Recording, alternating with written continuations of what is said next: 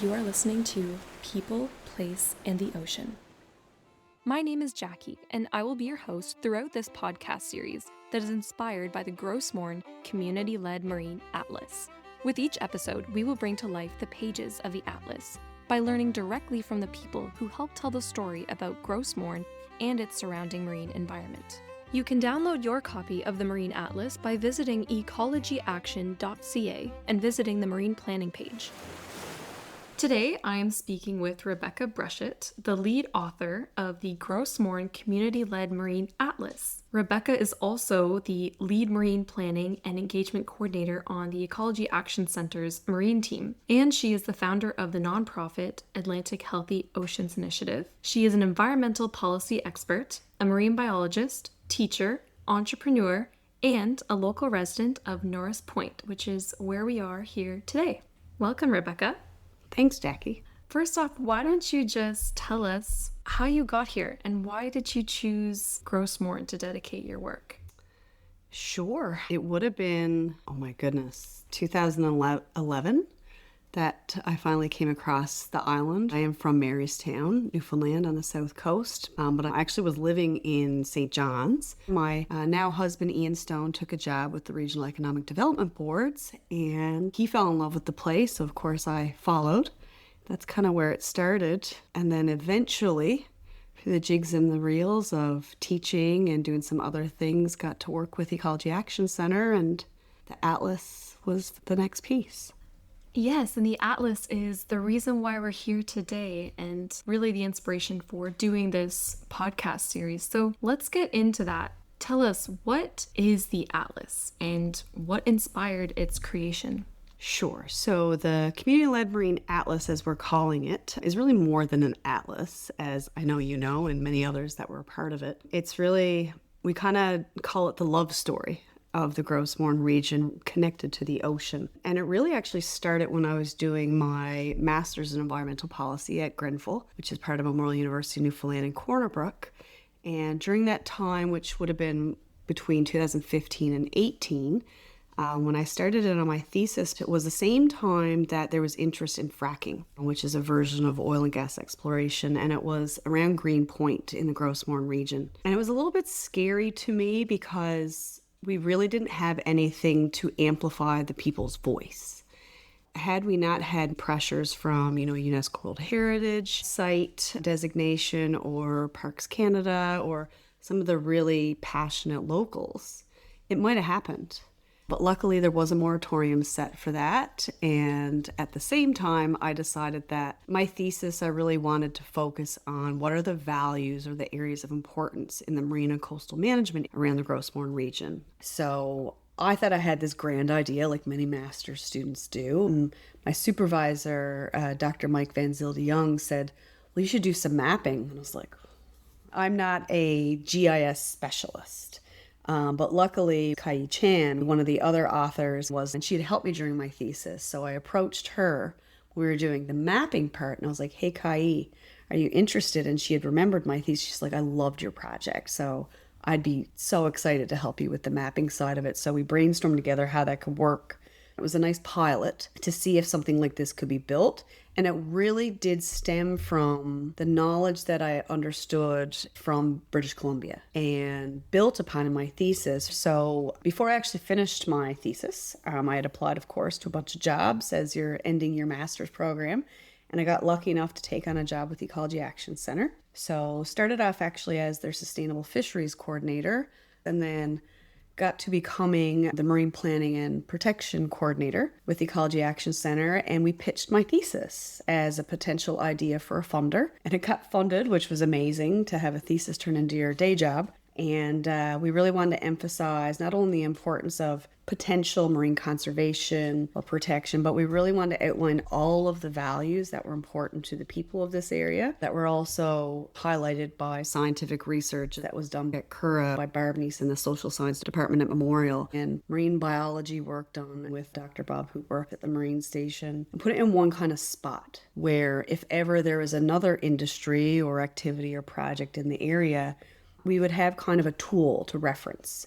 So whether it be a municipality, a province, or a federal government, they could use this to make more informed decisions. But at the same sense, at the local level, we still had a beautiful book to just kind of go back to and hear about what people think and love about this place connected to the ocean. Oh, it really is remarkable, this atlas, and that it does put together so many different voices from the people of this region in such a beautiful way, in a very visually appealing and easily digestible way too. So can you maybe speak a little bit more about how something like the atlas might be of value to a place like Gros Morne? For sure. We're in a really unique spot. There is lots of rural communities, obviously, throughout Newfoundland and Labrador, but we have a national park as well. We're also very lucky that the fish harvesters that are here really have been conducting sustainable practices since the beginning, like over 122 years ago. They've been doing it right all along. With the atlas, we were able to highlight those stewards that are already here, right? So highlighting best practices from tourism, best practices from fisheries, the most beautiful and interesting things from scientific research, as well as key themes that have been pulled out from the work. So bringing all those things together so that it's not just about the economy or conservation or social culture. It's like, how does this all work together? So not only were we capturing what people used to value and still value today, but what are we prepared to accept and welcome into our region tomorrow? Capturing scientific knowledge, which is easy to map, but then bringing in that social piece many academic experts told me wasn't possible. But you gotta just kind of think outside of the box and dream up.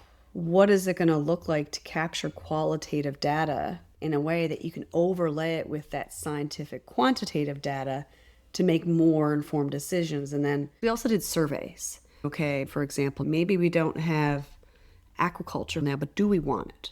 Or maybe we don't have fracking now, but do we actually want it? And if we don't, what would be okay instead? And then having it as a map gave us that visual component where it's like, oh, I can see where, it's important for herring spawning. I can see where it's important for halibut fishing and lobster traps. I can see where aquatic invasive species are, like green crab. I can see all of it now on a map. What's the best places for certain activities or future activities? And with spatial analysis, you can actually put all of those together and add values. So it was a way to help us be prepared more, especially for the future. Yeah, it really is such a fantastic way to amplify all these different voices and all these different sources of knowledge. It's really cool how you incorporate the cultural side and the ecological side and the economic side as well. I think that's really amazing. It's almost like a cross between an encyclopedia and a storytelling book and even a textbook of some sort. So obviously there's a lot of information involved here.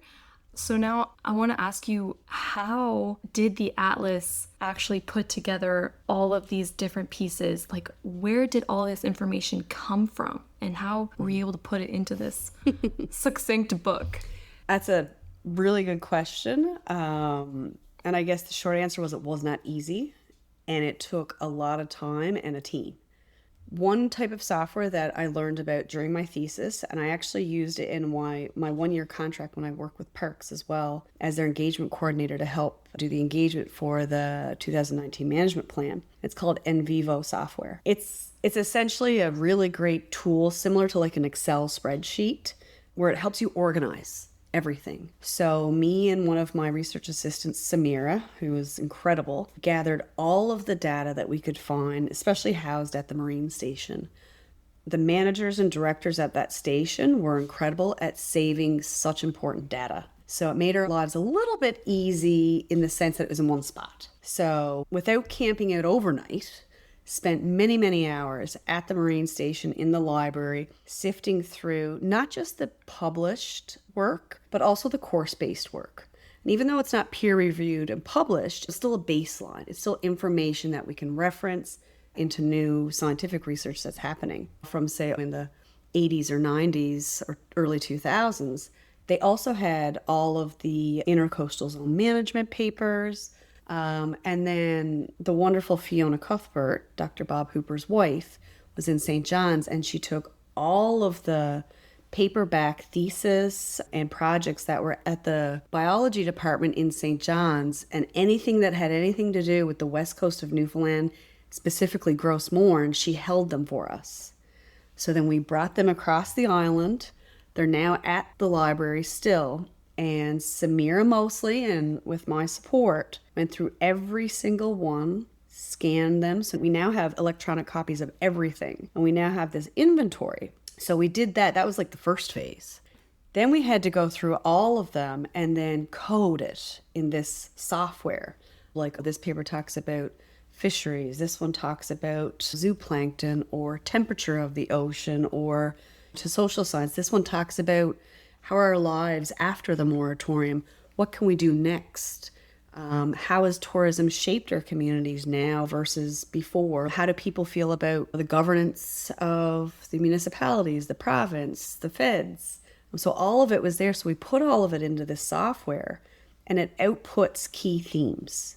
So once all that was done, we had a really good kind of bird's eye view of what did people think of certain things, or what was the scientific evidence. And we used that to go into Ecology Action Center's new workshops. So we already had kind of a base to be like, all right, this is what we heard before. Do we still feel like that? What's changed? So we had maps as well. There was work that was done on coastal mapping of the Northern Peninsula up and down the coast as well. So we had a base there of where, herring spawning is, where lobster is, whatever. So then the fish harvesters came and we did mapping. We were like, all right, this is what we got. What's missing? So they put in, well, this is a crab zone. This is, halibut. This is turbot. There's shrimp here. There's scallops here. So we got to update everything, but we started with what we had and then went into the communities and had an amazing turnout at all of the engagement sessions. And everybody mapped everything. So we had maps, we had surveys, and we had real conversations. And we captured all of that, put that too into in vivo software. And then the key themes just kind of tightened up. And then we were able to use that as our template to start writing the atlas. My goodness, that is an enormous undertaking. Mm-hmm. And I really do applaud you and your whole team. That must feel really good, I think, especially for any of the students who maybe did research in the Gros Morne area maybe several years ago, and then to think, wow, the work that I did actually meant something. It contributed to something. I think that's kind of a hope that a lot of researchers have, but it doesn't always seem to happen. Mm-hmm. So I think this is so incredible and really impactful for Western Newfoundland. So with all of the data and all of the research that you did, I know you just mentioned you did the workshops and the surveys. That was maybe more recent information, but what about some of those data sources from before, like from those archives? Like how far back does some of this stuff date to? Mm-hmm. So from the marine biology side of things, we have it as far back as 1967. Social science is early 2000s. And there's still more coming in because now there's new organizations as well as MUN and other academic institutions. Atlantic Healthy Oceans Initiative, Dalhousie Memorial is here now as well doing scientific research. So we're getting more. So it is going to be a living atlas as well. I can't wait to see how this continues to evolve. Now, the atlas is called the Gros Morne Community-Led Marine Atlas. So the thing that I want to dig into a little bit more is that term community-led. What does this mean? And who was really involved in this process? The name is very much intentional. Even the higher title, I guess, the people, place, in the ocean. Putting people first, which is very foreign to this kind of stuff. But the new age of marine planning, especially as you'll see it, the Marine Partnership Plan I've mentioned before, in British Columbia really led the way with 17 Indigenous communities in the province of British Columbia. I learned a lot from them and brought it over to our side of Canada. But community-led essentially means everything in that book is put there based on what people have said as community members, as Indigenous First Nations, as fish harvesters, as academic experts who have worked here. They may not be necessarily from here, but they know this area well. And my voice, or Ecology Action Centre, is actually not in it at all. We wrote it and we digested everything people said. And then we put it out in a way that we had hoped would reflect the views and values of people that are here. And we did go out. So we had, our initial meetings. Then we went and drafted it, went back out again and said, is this what you said? Are you guys all on board with this? And many people agreed, yep, that aligns with my values. The interesting thing, though, that some people are kind of surprised by as they read it is that not everything in there agrees with everything else, because it's many values. This community has, as many other communities all around the world, especially here, one person might be for oil and gas exploration, another one might not be. Or person might be for finfish aquaculture or shellfish or whatever, but another person might not. But we made sure to balance all of those comments in there, right? And, so you'll see key themes throughout it, but then in the back, there's an elaboration of those comments to let people know, yes, we hear you, right? So I've had some people say, well, I read this I didn't really agree with. I'm like, well, that's okay, because there's other stuff that you do agree with. It's not meant to be all-encompassing one voice. It's everybody's voice, and it's community-led in, if ever anything was to go forward, if the municipalities or province or the federal government wanted to do anything here, they could open that up and say, okay, well, no, it's not the 3,500 or whatever population that lives here. It's a scoping document. So we had 100, up to almost 190 people fill out surveys. But we spoke to over 400 people.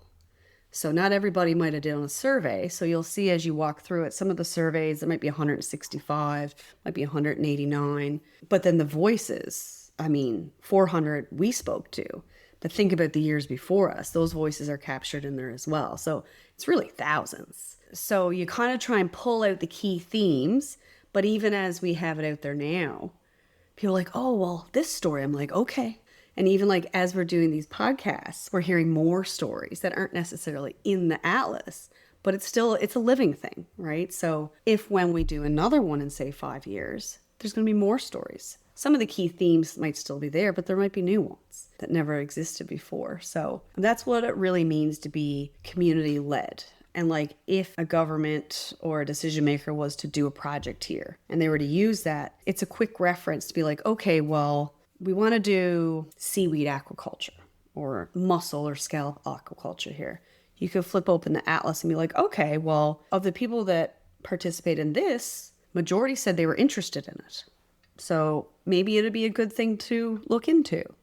Whereas just by referencing the atlas, not saying that it's the one all be all, because people's opinions and what they support changes, but they could look at it and say, oh, oil and gas, this area isn't in majority favor. Maybe we should either look somewhere else to do it or really take care to make sure if we're going to say yes to a project here that we really understand what the region wants. And that's the intention from the decision maker perspective.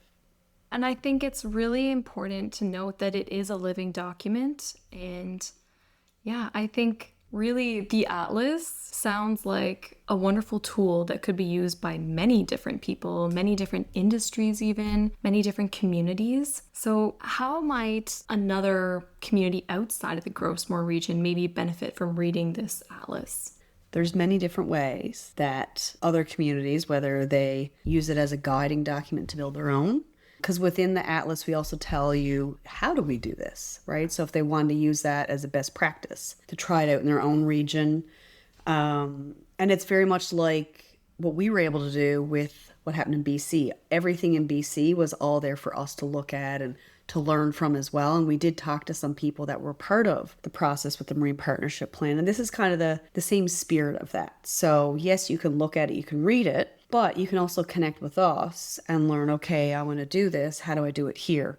The other way it's useful is, say you're a community in rural Newfoundland, whether you be north of us, south of us, east of us, whatever, and you have a similar kind of community where it's very much close-knit, love the uniqueness, the pristine natural beauty. You really don't want to change that too much. And the richness is really based on where you live, not, oh, I make hundreds of thousands of dollars. That's good too sometimes, obviously. But, if you're in a similar kind of area where you really value those things, you can maybe look at the one we did for Gros Morne and say, okay, well, I think our values might be similar on these things. So you could take ours or the Gros Morne regions, and let's say you're, I don't know, it doesn't even matter, somewhere else in Newfoundland, but you as a community member could take it to your municipality and be like, this is what they're saying in Gros Morne. I think it would be worth us to maybe go and do a couple surveys to see if our region wants this type of industry or conservation or fishery or whatever. Because, they're also Newfoundland Labradorians. Maybe our people don't want that yet either, but it's kind of a reference tool. So it might build some support for something that another community doesn't want. So they can use it that way as well. Yeah, that would be a really good idea. And how can something like the Atlas be a useful tool for scientists and researchers that are across Western Newfoundland?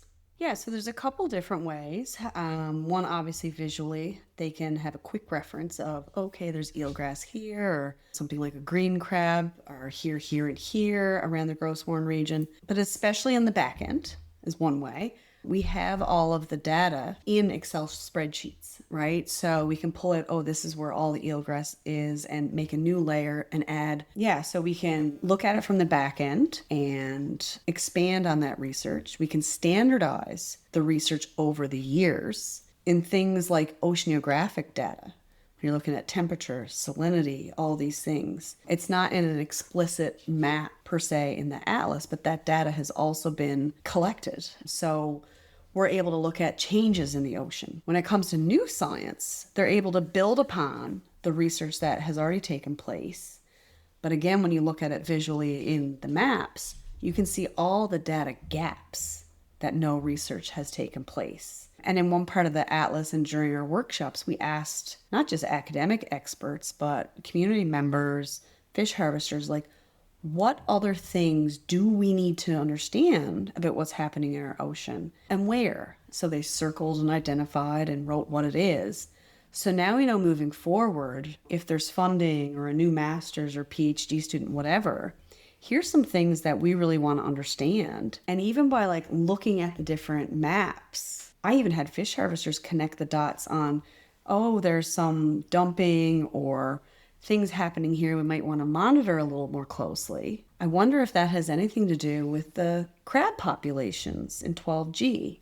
So they were already connecting the dots when we were coming back and showing some of our final maps. We don't know for sure if that's what it is, but there was already new research ideas that were generated by people in the community outside of just your typical academic expert. So people outside of Gros Morne, whether it's north or south, or in the Gulf of St. Lawrence, can look at this data and the new data and research that's coming in, and they can build upon it and understand more about what's going on in the ocean, whether it's healthy or unhealthy, or what are the next steps we need to do to help the ocean, help commercial fisheries, help the ocean, help in so many different aspects, right? So by protecting, say, an eelgrass bed, for example, you're looking after the juvenile species that the commercial fisheries depend on.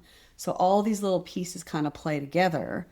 And whether it's, doing scientific research just to better understand where a wolffish is or a unique redfish is, it's all connected. And by looking at it from before, now, and into the future, and then mapping it and having it in one spot where it's all standardized, makes for more informed and richer scientific research for all of the West Coast and into the Gulf. Yeah, and it's cool that you're already seeing ways that the Atlas is contributing to the scientific space already, and that local people then are connecting the dots as well. And with the Atlas, I know that it's available online through ecologyaction.ca. Is there any other ways that people that are listening to this podcast might be able to learn more? Maybe they're interested in some of the map layers like you spoke about. How might people be able to get more of that information? Mm-hmm.